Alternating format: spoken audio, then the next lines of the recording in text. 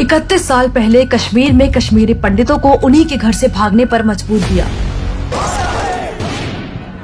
नरसंहार की वो याद आज भी कश्मीरी पंडितों के जहन में ताजी है, जब 3 लाख से ज्यादा कश्मीरी पंडित आतंकियों के कहर के कारण अपना घर, अपना कारोबार छोड़कर आने को मजबूर हुए थे।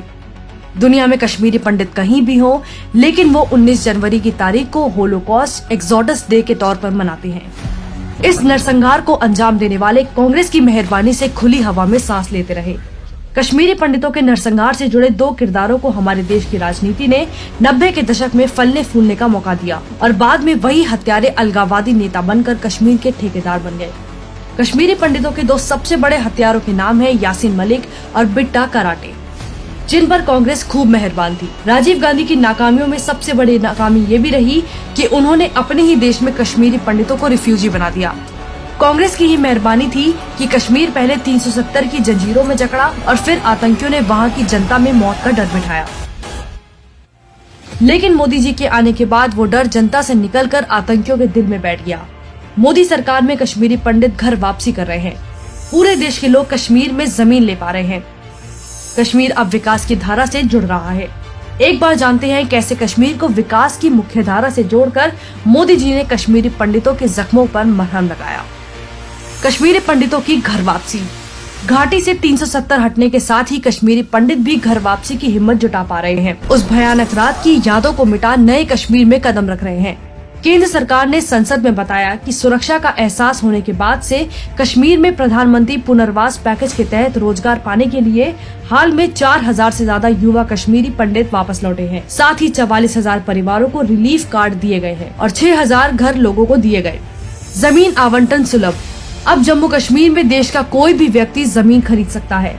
अब कोई भी भारतीय जम्मू कश्मीर में फैक्ट्री, घर या दुकान के लिए जमीन खरीद सकता है। इसके लिए किसी तरह के स्थानीय निवासी होने का सबूत देने की भी जरूरत नहीं होगी। आर्टिकल 370 ने इस पर रोक लगा रखी थी।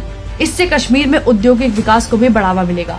मोदी सरकार ने निवेश को बढ़ावा देने के लिए 28,400 करोड़ रुपए की प्रोत्साहन योजना को मंजूरी दी। घाटी में लोकतंत्र की वापसी। मोदी सरकार के नेतृत्व में घाटी को राष्ट्रवाद की खोई पहचान मिली। 67 साल बाद जम्मू कश्मीर के झंडे की जगह श्रीनगर सचिवालय पर तिरंगा लहराया। इसके अलावा कश्मीर से अनुच्छेद 370 खत्म होने के 1 साल बाद भाजपा नेता ने लाल चौक पर तिरंगा लहराया। साथ ही इतिहास में पहली बार DDC के चुनाव में 4 सदस्यों ने संस्कृत में शपथ ली। हर हर महादेव की गूंज, गुलमर्ग गुलजार। एक समय जिस कश्मीर में गोलियों और पत्थरबाजों का शोर था, आज मंदिरों की घंटी और हर हर महादेव का उच्चारण सुनाई देता है। गुलमर्ग का शिव मंदिर ऐसा पहला मंदिर है जो सदियों बाद जीर्णोद्धार के बाद जनता के लिए खोल दिया गया। आतंकियों का सफाया। 2020 से अभी तक 400 से ज्यादा आतंकी ढेर किए गए हैं। वहीं घाटी के 9 जिलों को आतंकवाद मुक्त तक घोषित किया गया। पिछले 2 सालों में आतंकी संगठनों में कश्मीरी युवाओं की भर्ती में 40% की गिरावट दर्ज की गई है। 2022 के पहले महीने में 14 आतंकियों को मार गिराया जा चुका है। ये वो उदाहरण है जो साबित करते हैं कि कश्मीर में बहुत कुछ बदला है और बहुत कुछ बदल रहा है। विकास जो अभी तक कश्मीर से दूर था, वो अपने पैर पसार रहा है। कश्मीरी पंडित अब बिना खौफ के न सिर्फ अपने घरों में वापस लौट रहे हैं, बल्कि कश्मीर के उत्थान में बढ़ चढ़कर हिस्सा ले रहे हैं। कश्मीर नरसंहार की वो भयावह यादें शायद इसी विकास से धीरे धीरे धुंधली पड़ती जाए।